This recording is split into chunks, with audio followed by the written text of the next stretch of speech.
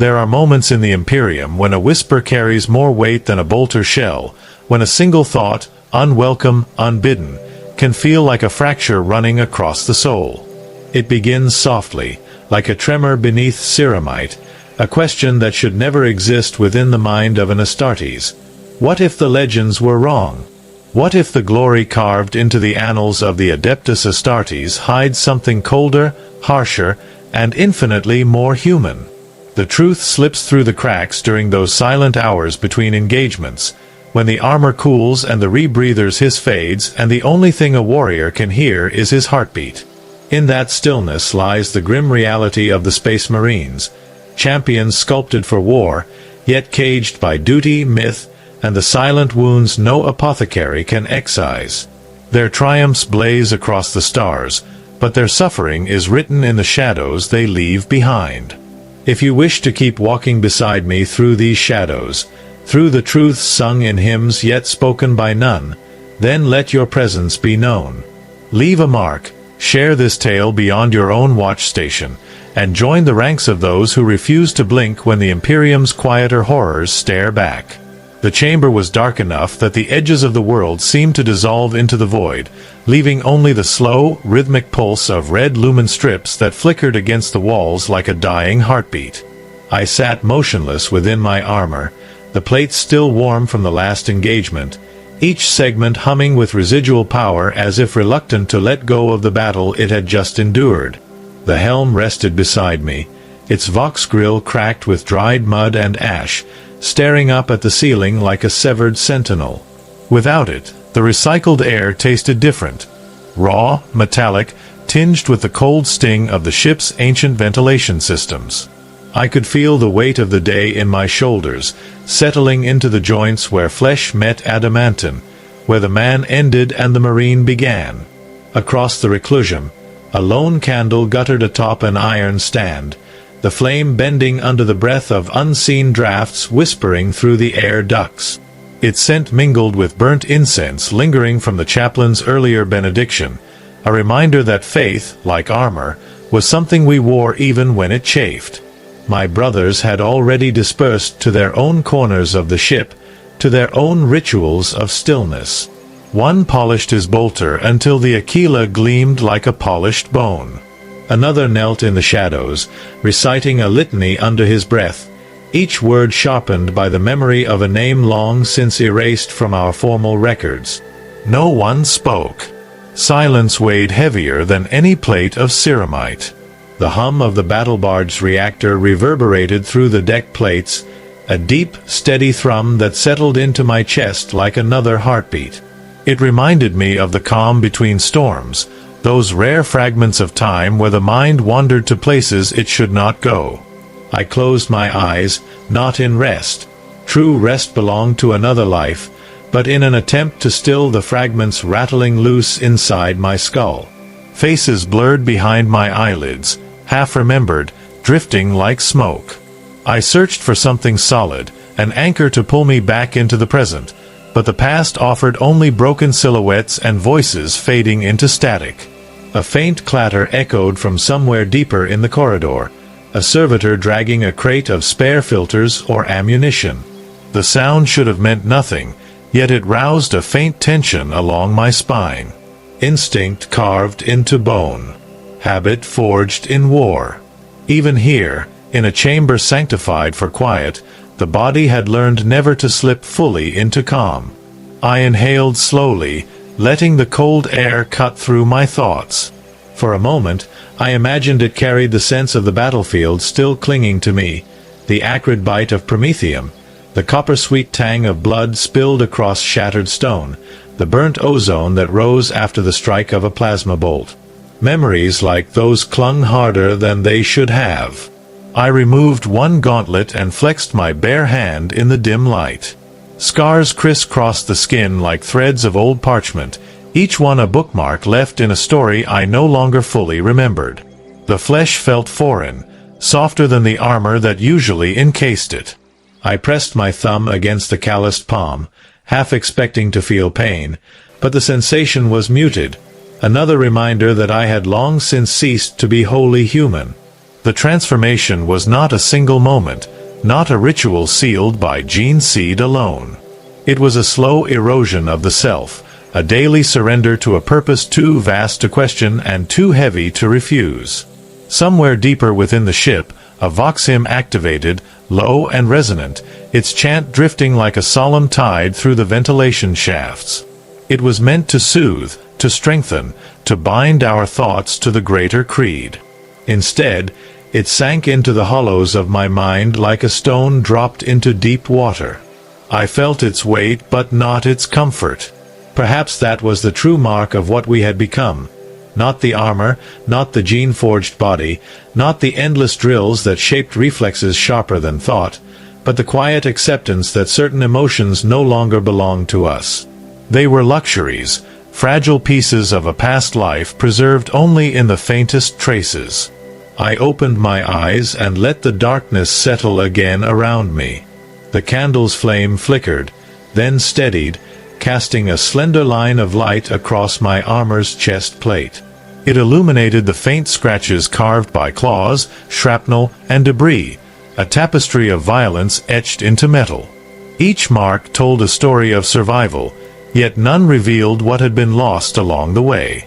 The world believed us to be unbreakable, forged for glory, embodiments of the Emperor's wrath.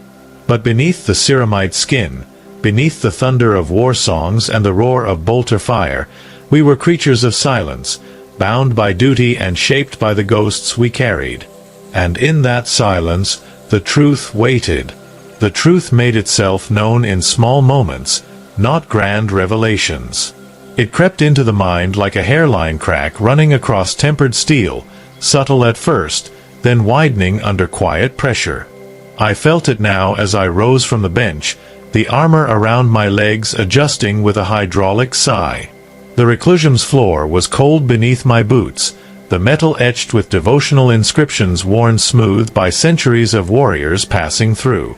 I traced one with my gaze, an oath carved so long ago that parts of it had faded into near dust. It spoke of vigilance, sacrifice, purity of purpose. Words meant to fortify the spirit. Words that once stirred something fierce and certain within me. Now they echoed through a chamber inside myself that felt increasingly hollow. A flicker at the edge of vision drew my attention. Brother Malakon stood near the far wall, bathed in the dim red glow, his massive frame still as a statue carved from obsidian.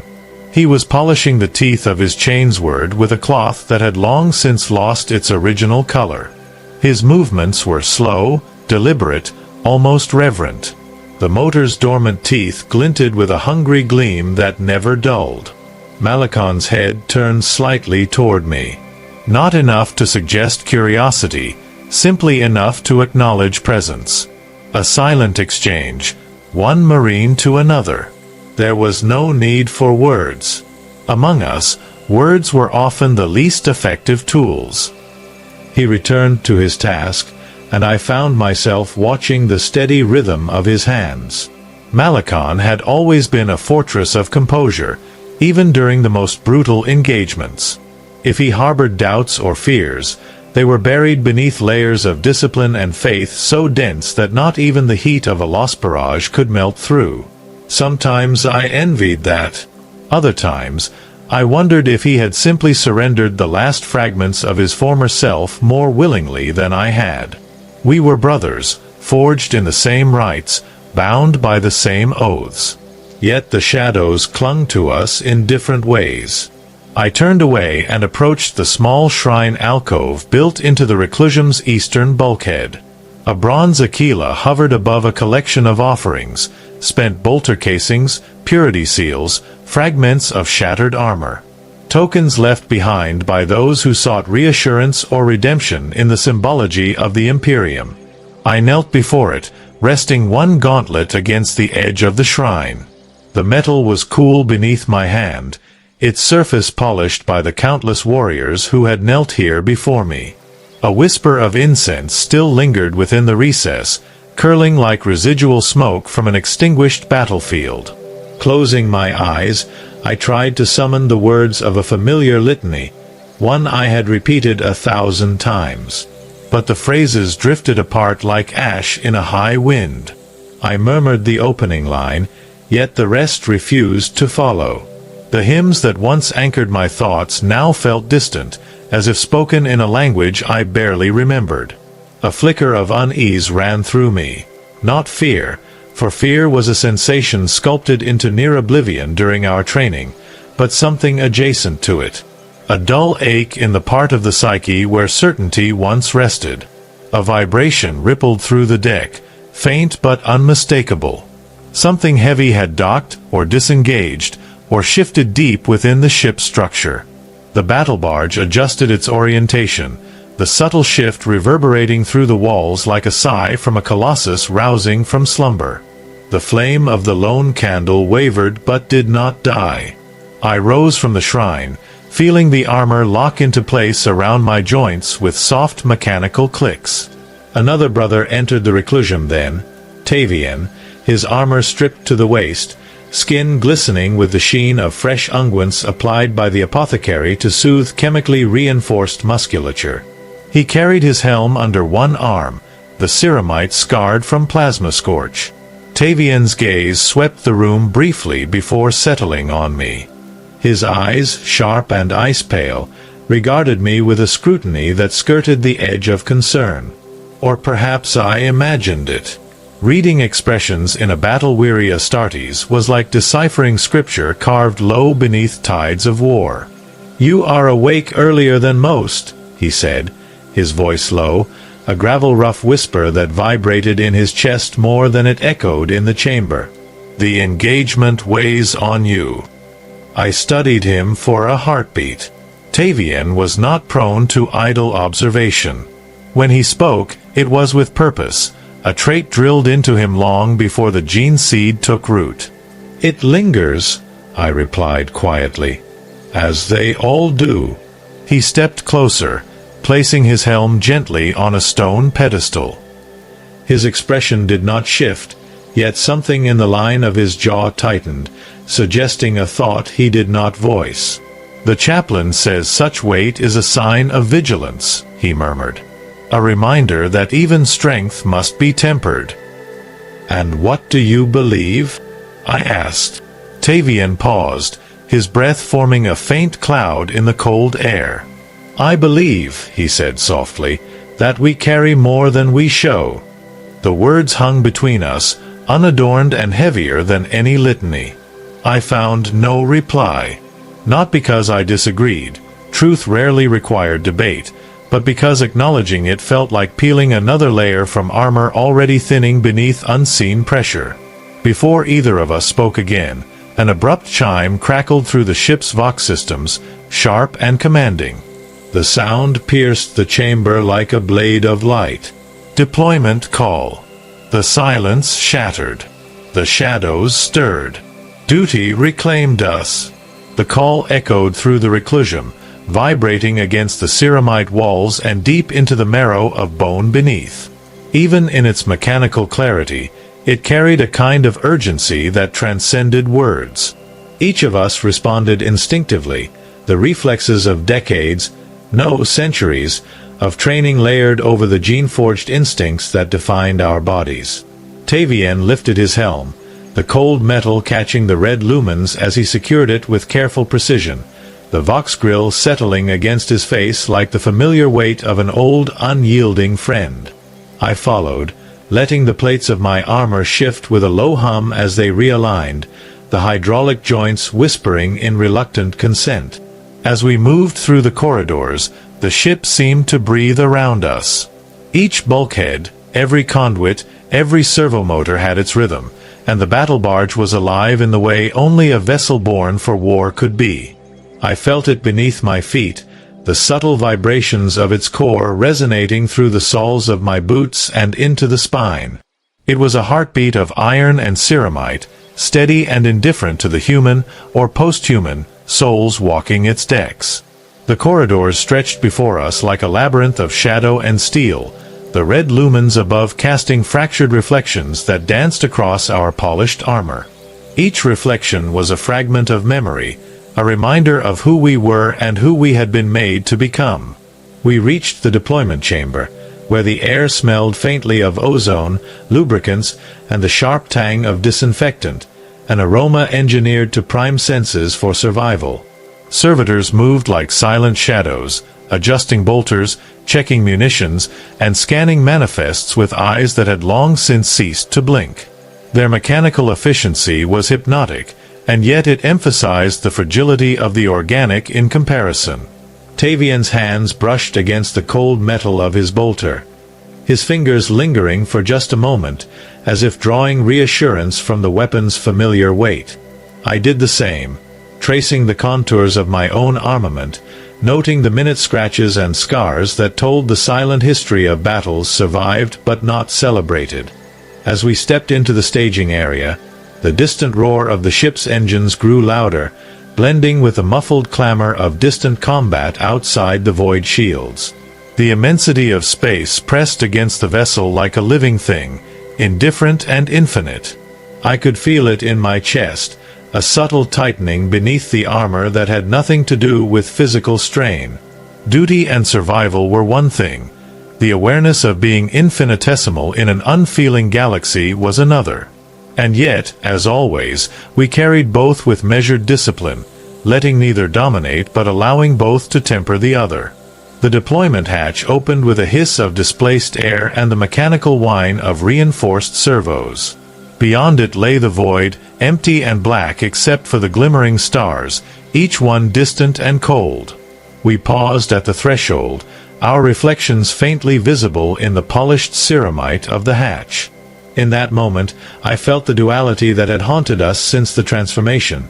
The warrior's body, perfect and inhuman, poised for action, and the lingering traces of the man I had once been, silent and searching beneath the surface. It was a delicate balance, one maintained by instinct, by creed, by ritual, and most painfully, by denial. Tavian glanced at me, the corner of his lips hinting at the faintest semblance of recognition.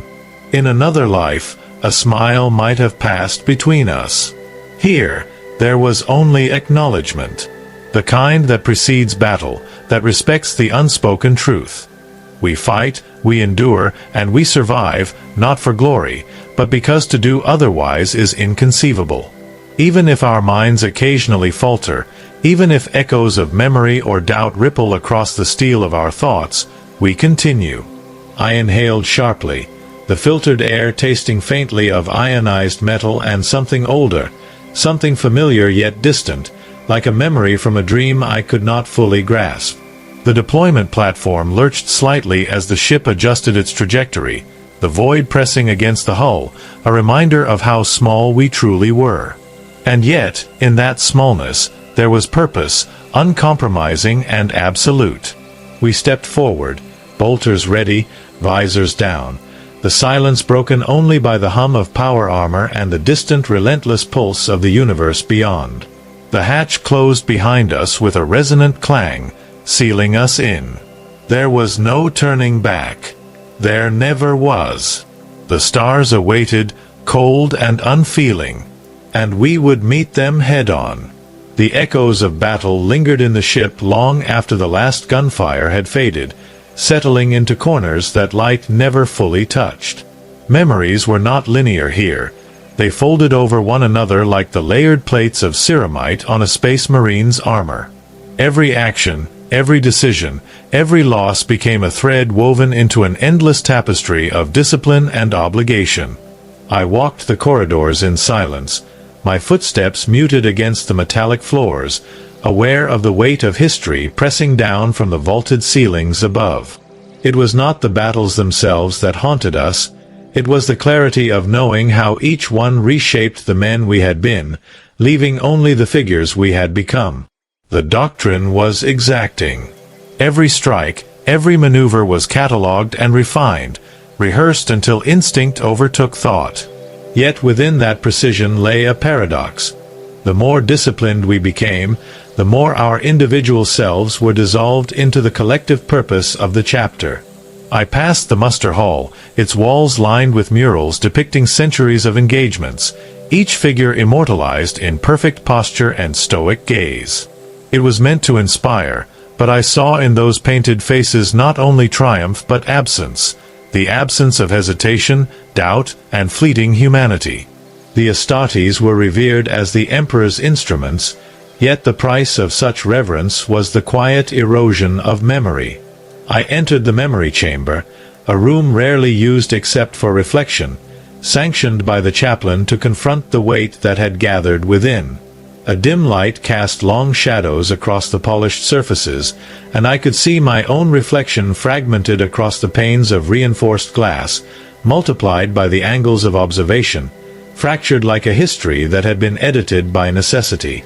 I traced a finger along the glass, feeling a chill that contrasted sharply with the warmth of my armor. This was where the mind began to question. Not loudly, not rebelliously, but in whispers that passed as fleeting thoughts before being dismissed. The rituals of recollection were not meant to preserve identity, but to filter it, to separate what was useful from what could endanger the cohesion of the chapter. Faces of former comrades, names recited in liturgies, the echoes of laughter or fear, all were sculpted into forms that reinforced obedience. Yet occasionally, a fragment would break through. The brief image of a brother as he had once been before ceramite and gene seed transformed him, before he became more myth than man. I closed my eyes, letting those fragments drift through me like ash in slow motion. There was no shame in it, only a quiet acknowledgement that something impermanent lingered beneath the armor's permanence. A low hum permeated the chamber, the resonance of the ship's core vibrating against my bones.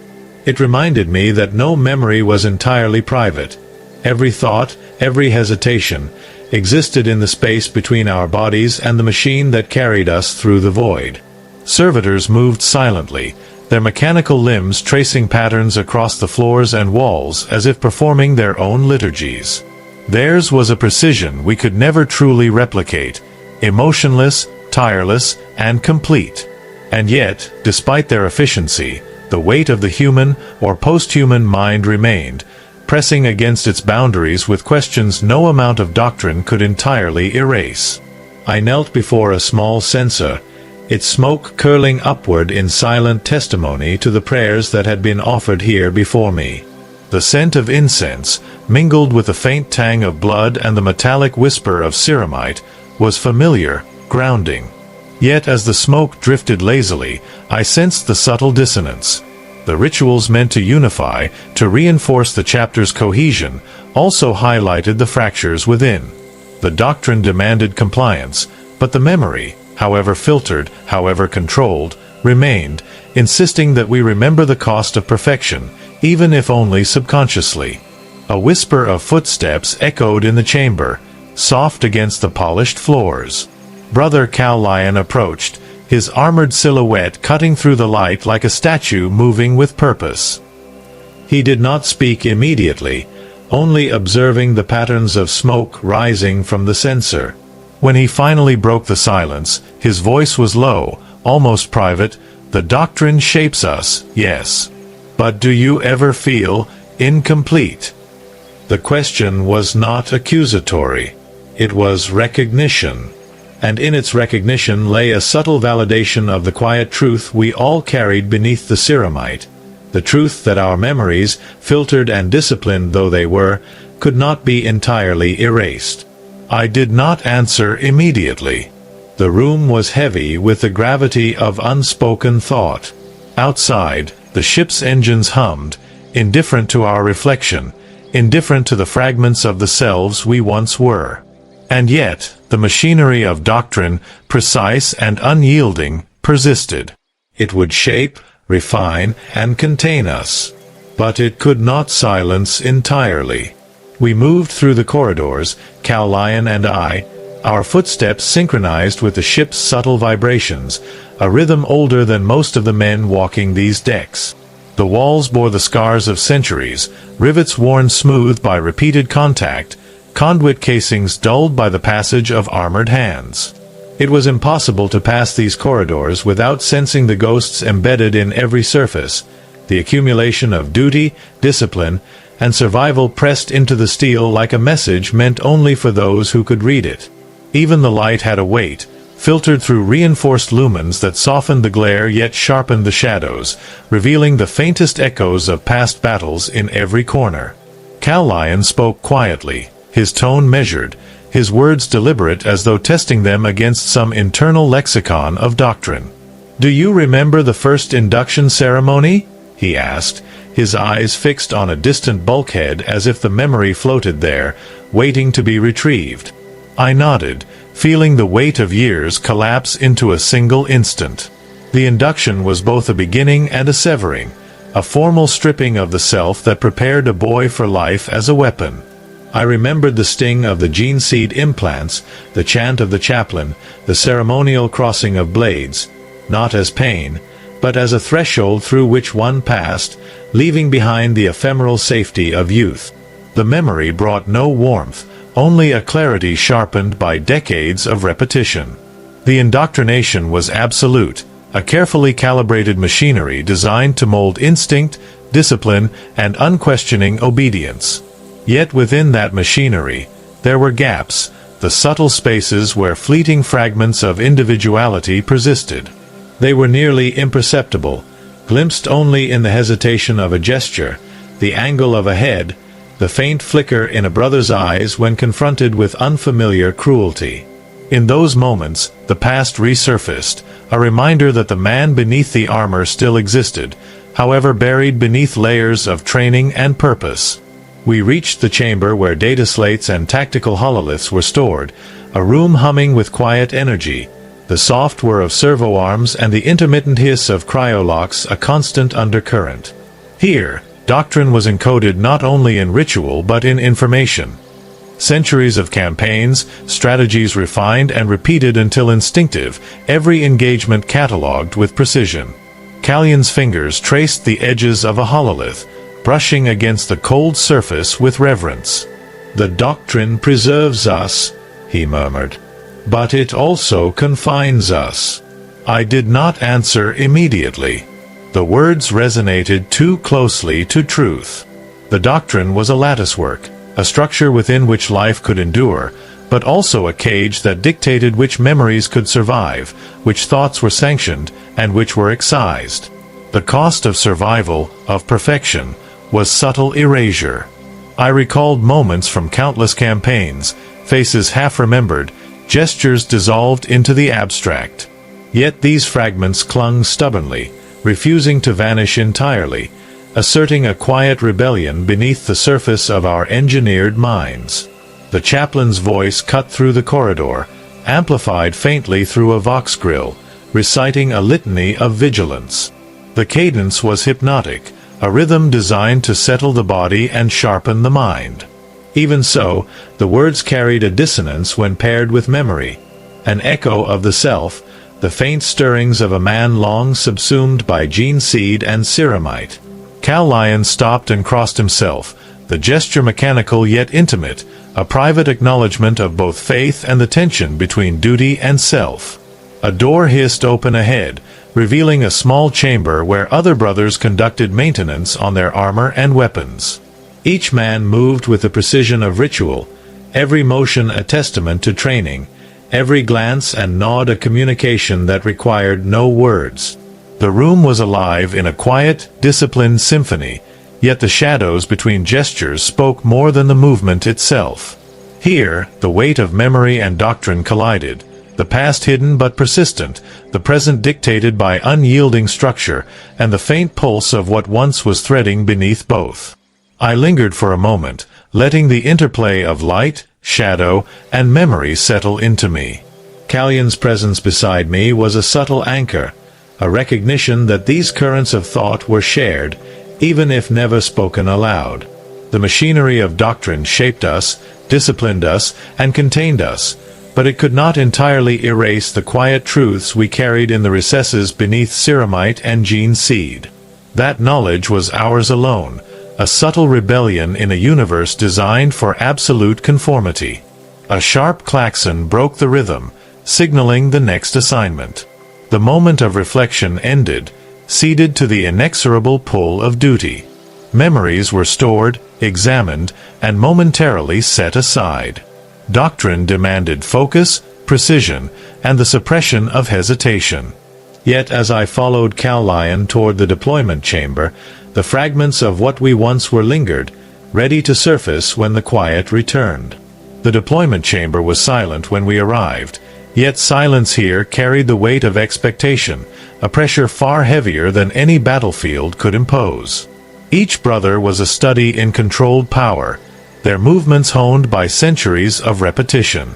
Armor plates gleamed faintly under the filtered lumens, weapons secured with ritualized precision, every detail observed and reinforced by both habit and doctrine. The air itself seemed to hold its breath, as if acknowledging the immense machinery of obedience that operated within these walls. Cal-Lion and I paused near the center, our reflections fragmented across the polished ceramite of the floor. It was strange, the way the armor transformed not only the body but the perception of oneself. The man beneath was diminished, minimized to a collection of impulses, instincts, and memories carefully curated and pruned. Yet within that armor, within the rigid frames of gene-forged sinew and hydraulic reinforcement, flickered the remnants of what we had once been. Small fragments of identity, obscured but unextinguished, floated like motes of dust in the filtered light. I remembered the first time I had questioned a command. Not openly, not even consciously, but in the narrow corridors of thought where hesitation dared to exist. The guilt had burned hotter than promethium, a chemical scream echoing beneath my skull. Doctrine had reasserted itself immediately, as it always did, but the memory remained. Its persistence was a quiet defiance, a reminder that perfection was an aspiration, not a reality, and that even the most disciplined Astartes bore the burden of human fallibility beneath the veneer of engineered invincibility. The chamber's far wall displayed tactical hololiths, flickering with the glow of upcoming engagements. Campaigns were plotted, contingencies calculated, contingents assigned with meticulous care. I approached one and studied the representation of the war zone, the terrain reduced to grids and coordinates, each marker a point of inevitability. It was a landscape both familiar and alien, for the doctrine allowed no space for hesitation, only execution. And yet, in the corners of my mind, the memory of standing on real ground, mud beneath boots, wind biting at unarmored flesh, flared briefly, reminding me that the body beneath ceramite had once been fragile, mortal, human. Cal-Lion's voice broke my reflection. "Do you ever wonder," he asked, "if the doctrine is both our shield and our cage?" The words were not new, but hearing them articulated aloud brought a subtle tension to the room. I did not answer immediately, for the question required more than words. It required acknowledgement of the quiet rebellion that ran beneath the surface of our conditioning. Doctrine shaped us, yes, and preserved us, yet it also constrained, dictated, and obscured. The balance was delicate, a tightrope suspended between survival and the fragments of self that remained unclaimed. A sudden vibration ran through the chamber, resonating through the polished ceramite floors. The battle barge shifted orientation, responding to the gravitational pull of a nearby void anomaly. Even in its subtlety, the movement reminded us of our place. Small, engineered, and ultimately governed by forces far greater than ourselves. Outside, the void pressed against the hull, indifferent and infinite. The doctrine had prepared us for such encounters, yet the mind occasionally drifted, questioning the cost of endless obedience, the erosion of memory, and the quiet weight of the past pressing from beneath the armor. I glanced at Cal-Lion once more. His expression was unreadable, yet in his eyes flickered the same recognition I felt, the quiet acknowledgement that beneath our armor, beneath our rituals, beneath the machinery of doctrine, we were still men who remembered. Not all, not always, but enough to understand the price of our perfection. The deployment klaxon sounded again, signaling the conclusion of reflection and the resumption of duty. Every fragment of memory, every question unspoken, was set aside. We moved in unison, bolters in hand, armor locking with hydraulic precision. Doctrine would guide our steps, discipline would steady our actions, and the fragments of memory would linger, unspoken but persistent, shaping the quiet undercurrent of thought that even the Emperor could not entirely suppress.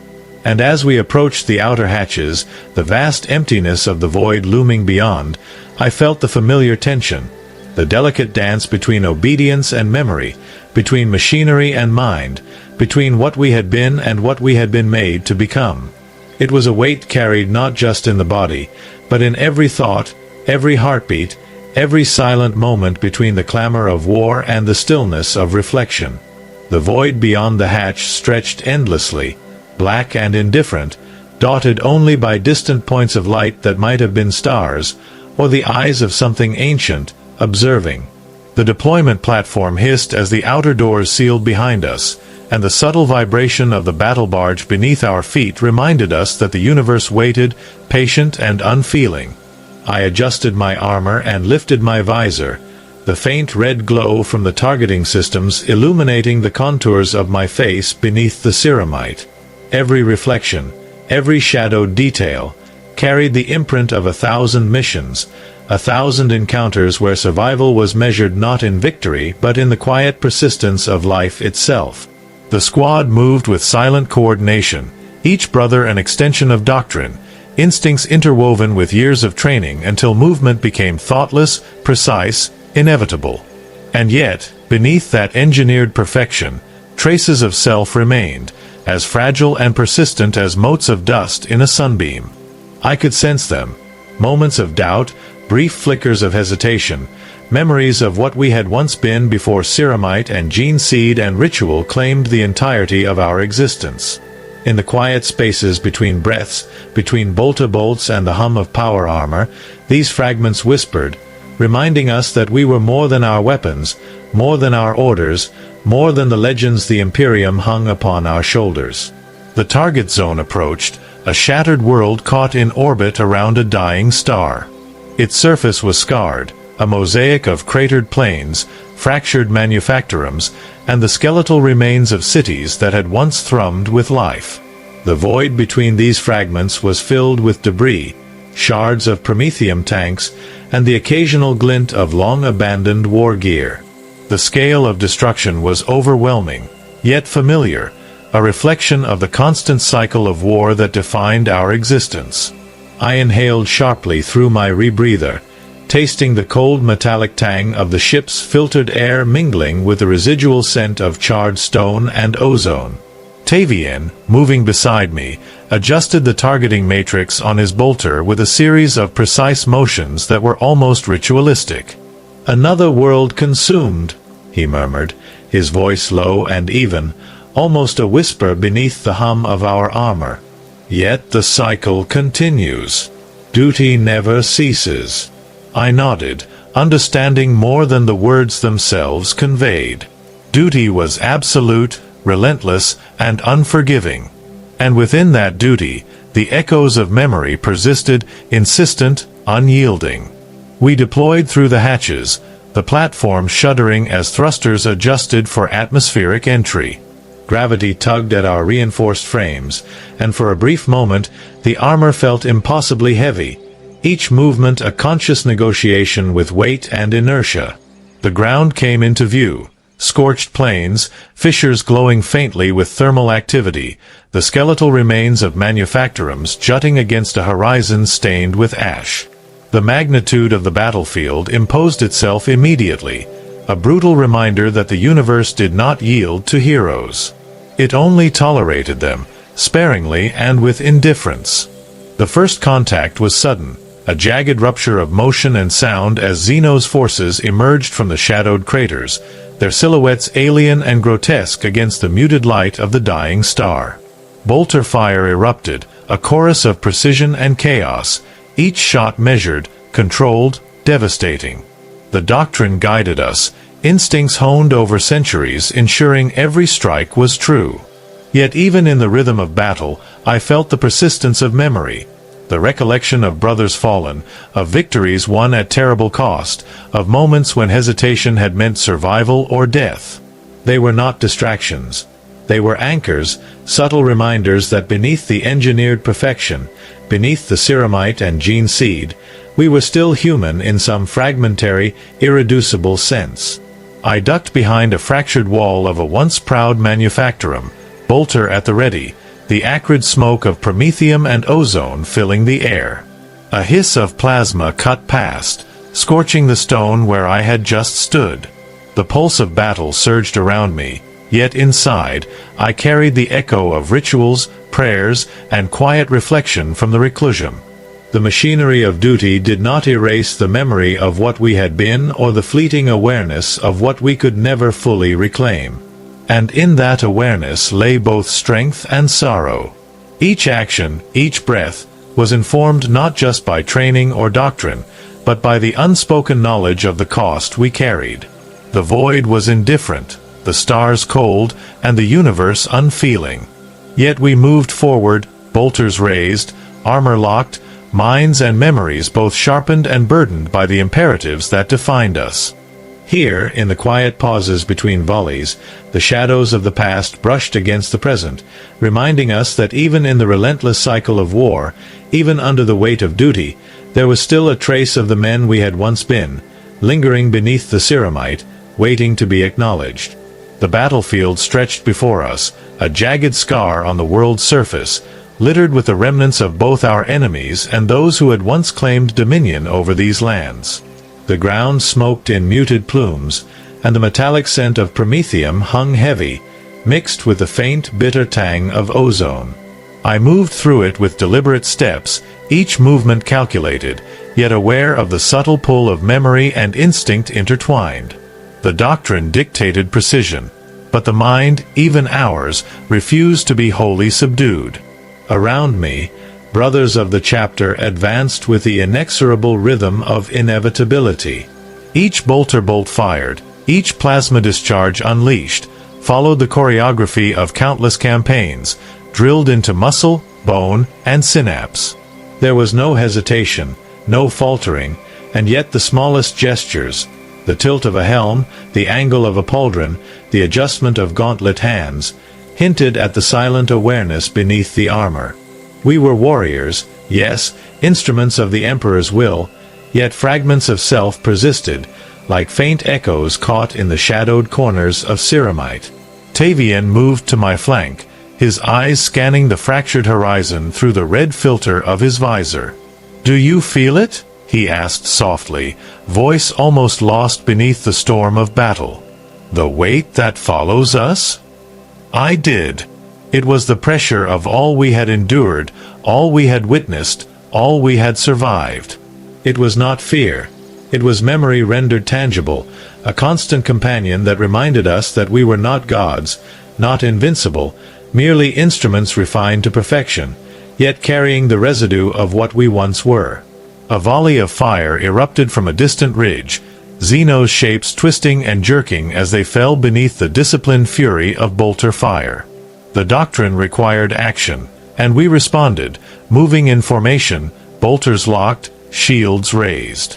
Even in the chaos, the memory of the reclusium, the quiet moments of reflection, the flicker of candlelight, the litany of the chaplain, remained, grounding us. It reminded us that our existence was more than mere muscle and ceramite, that beneath the gene-forged enhancements, beneath the armor, lay the persistent pulse of what was once human.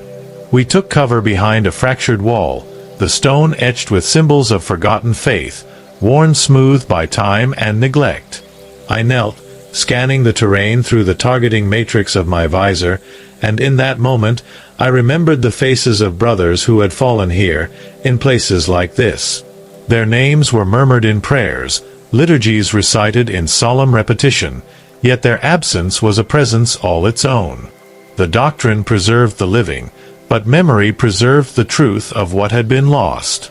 And in that truth there was weight. Tavian's hand briefly touched my shoulder, a silent acknowledgement of understanding. The gesture was small, nearly imperceptible, yet loaded with the intimacy that only those forged together in countless campaigns could share. No words were necessary. The shared burden of memory, the recognition of what had been endured, and the unspoken acknowledgement of duty sufficed. We advanced again, bolters raised, every motion guided by training and instinct. The Xenos fell back, retreating into shadows we could not yet illuminate. The void beyond the horizon remained indifferent to our victories, our losses, and the fragile remnants of humanity that clung stubbornly beneath the ceramite. And yet, in that indifference, there was clarity. The weight we bore, the doctrine we followed, and the memory we preserved were ours to carry alone. The platform shuddered beneath us as reinforcements arrived, and the landscape shifted, revealing new threats emerging from craters, the twisted machinery of an alien world. The doctrine demanded immediate recalibration, every strategy adapted, every calculation precise. And still, beneath it all, the memory of what had been, faces, names, unspoken regrets, floated just beyond reach, shaping each decision subtly, imperceptibly, reminding us that perfection was never complete, and obedience carried with it the shadow of what had been sacrificed. I felt the weight settle in my chest, not oppressive, but constant, a rhythm aligned with the pulse of the void itself. It was a companion, a reminder, a tether. Duty and memory intertwined, guiding each step, sharpening each decision, and whispering that even in the unfeeling expanse of the universe, we were more than instruments. We were men who had endured, who had remembered, and who continued forward despite the cost. The battlefield receded behind us as we pressed onward, yet the echoes of combat lingered, etched into both the landscape and our consciousness. Smoke coiled from shattered manufactorums, carrying the sharp, chemical tang of burned promethium, a scent that had become inseparable from memory itself. Each step across the fractured terrain reminded me that even in survival, nothing remained unscarred. I could feel the weight of every decision, every shot fired, and every life taken, not just of the enemy, but of brothers, civilians, and the innocents whose presence here had been erased in the name of survival. Tavian moved alongside me, the red glow of his visor casting angular shadows across his features. His silence was not absence. It was contemplation, a mirror to the unspoken burden each of us bore beneath the ceramite. Occasionally, he would glance at me, the subtlest flicker of recognition passing through eyes honed by centuries of war. There was no need for words. The shared history, the shared memory of battles endured, was enough to convey understanding. Even as the doctrine demanded absolute focus, the fragments of past selves persisted, whispering in the spaces between training and instinct, between action and reaction. Ahead, the terrain opened into a cratered plain, littered with the skeletal remnants of alien machinery. Xeno's forces had vanished, leaving only silence punctuated by the hiss of cooling promethium and the occasional groan of twisted metal under the weight of gravity. Yet the quiet was deceptive.